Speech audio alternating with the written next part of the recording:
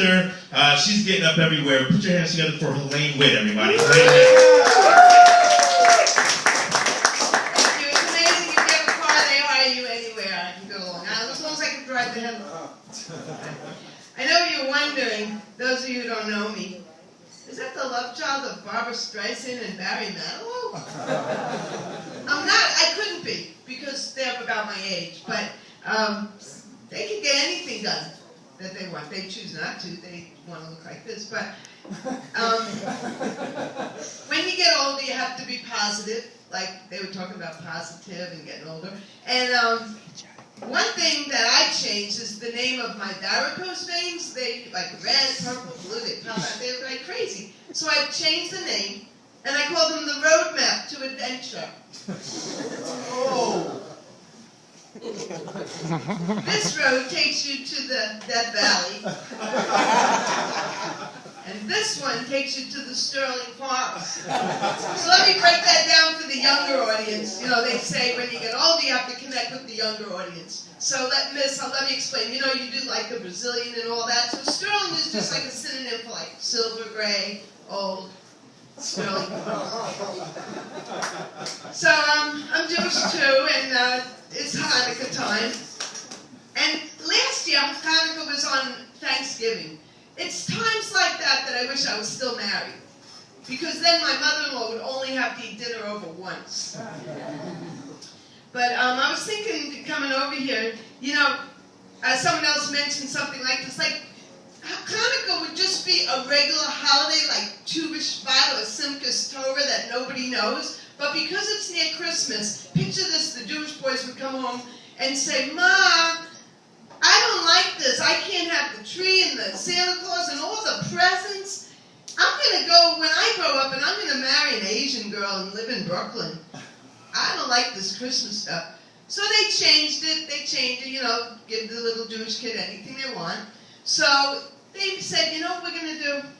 The rabbis, you know, they call them what do they call the sages? They all got together. They rubbed their head like this, their beard, and they said, I know what we're going to do.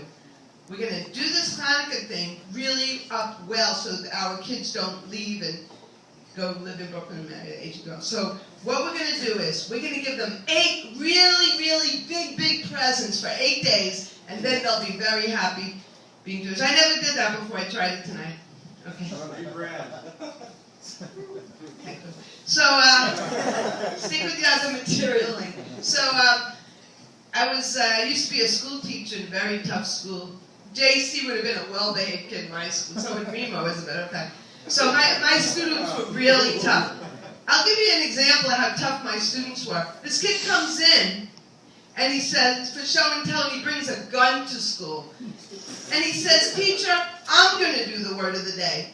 Glock, G-L-O-C-K. Too real, huh? Okay. Well, you heard of carving your sweetheart's name in your desk? That's what we used to do when desks were wood. We used to carve our sweetheart's name in the desk. These kids carved their sweetheart's name in their sweetheart. And the kids are rude. Like, it's not like when we went to school, you sat there with your hands folded, right, Mark? He's a little younger than me. And this kid was sitting in my seat, picking his teeth. And that wouldn't be so bad, but it was with my car antenna.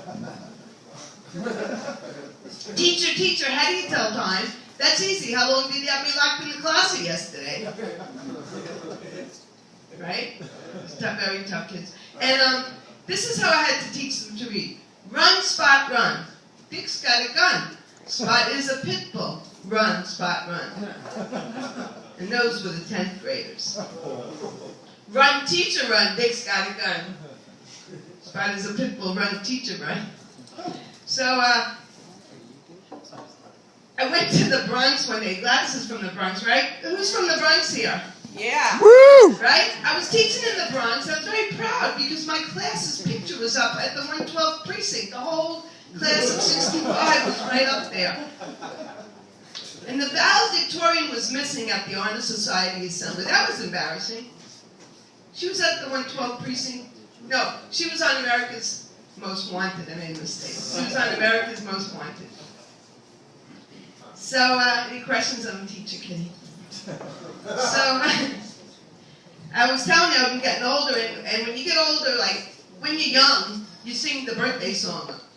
Are you 1? Are you 2? Are you 3? But when you get older, Mark, you might relate to this. This is how you sing the birthday song. Lumbar 1, L2, L3. The cuckoo on my biological clock, it's wearing Depends. These are groaners. And I'll leave you by telling you this. There's a commercial, because I'm retired now. I don't ever have to work. Sorry, you're paying my taxes. Your taxes are paying for my sitting home late. And there's a commercial on TV that says, what could be worse when you hear this from the doctor? Mr. Johnson, I'm sorry, you have cancer. What could be worse? The doctor could have bad breath. That's what could be worse. Okay, thank you.